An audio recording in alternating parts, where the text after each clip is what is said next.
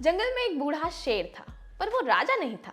वो सिर्फ किसी छोटे जंगल का सदस्य था। वो जिस जंगल का सदस्य था उसके चारों ओर एक बड़ा जंगल था। उसमें कई राजा थे, कई मंत्री थे, पर वो बूढ़ा शेर जो किसी छोटे जंगल का अदना सदस्य था, साल में एक दावत देता और बड़े जंगल के राजाओं को बुलाता, मंत्रियों को न्योता भेजता। सब खुशी खुशी जाते।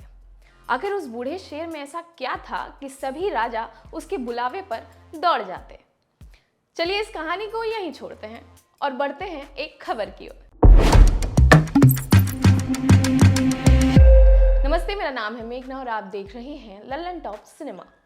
17 अप्रैल को बाबा सिद्दीकी की मशहूर इफ्तार पार्टी हुई। इसमें बॉलीवुड की तमाम हस्तियों ने शिरकत की। पार्टी में सलमान, शाहरुख, संजय दत्त, शिल्पा शेट्टी, मिस यूनिवर्स हरनाज संधू और कई टीवी सेलेब्स शामिल हुए। कोरोना के चलते ये पार्टी 2 सालों के बाद हुई।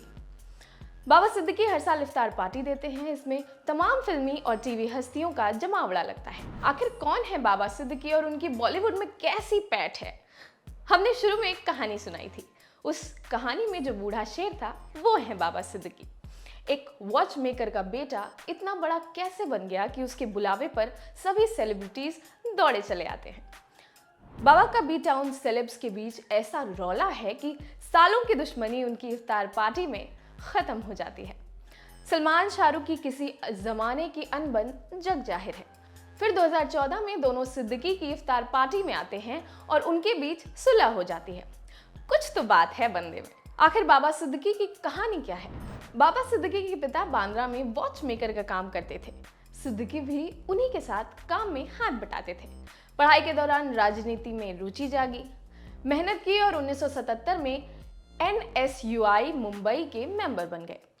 80 में बांद्रा युवा कांग्रेस के महासचिव बनाए गए और 82 में अध्यक्ष। फिर म्युनिसिपल कॉरपोरेशन में एंट्री हुई, वहां पांव जमे, चुनाव लड़े और बांद्रा वेस्ट सीट से लगातार 3 बार विधानसभा पहुंचे।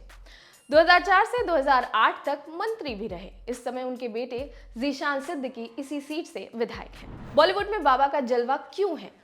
ये तो हुआ पॉलिटिकल करियर, पर एक सवाल अब भी अनुत्तरित है।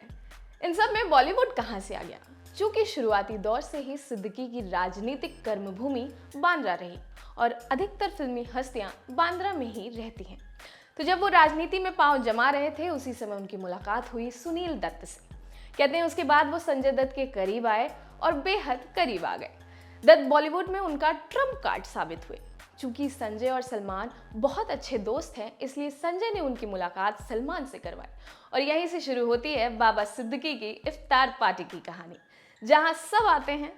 सलमान से उनकी दोस्ती का अंदाजा इस बात से लगाया जा सकता है कि सलमान ने बाबा सिद्दीकी की प्रॉपर्टी किराए पर ले रखी है।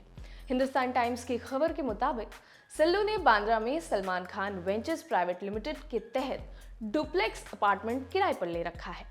मकबा हाइट्स में स्थित इस डुप्लेक्स के मालिक हैं बाबा सिद्दीकी और उनके बेटे जीशान सिद्दीकी। मुंबई की कई दंत कथाओं में बाबा सिद्दीकी को बॉलीवुड और अंडरवर्ल्ड का ब्रिज कहा गया। चूंकि कथित तौर पर संजय दत्त का कनेक्शन भी अंडरवर्ल्ड से माना जाता है और बाबा सिद्दीकी उनके करीबी हैं, तो उनके दाऊद और डी कंपनी से भी जुड़े होने के कयास लगाए जाते रहे। पर यहाँ एक ट्विस्ट है। यदि उनका दाऊद से संबंध है या था, तो दाऊद उनको धमकाता क्यों? दरअसल सामना में छपी एक खबर के अनुसार मुंबई में जमीन के एक टुकड़े को लेकर बाबा सिद्दीकी और दाऊद के करीबी अहमद लंगड़ा के बीच विवाद हो गया।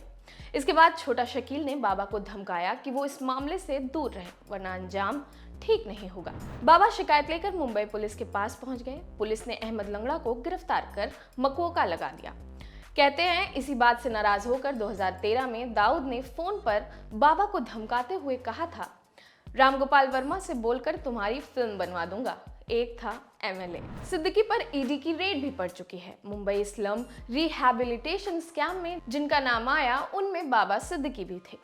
2017 में उसी से जुड़े एक मामले और मनी लॉन्ड्रिंग के सिलसिले में ईडी ने उनके घर पर छापा भी मारा।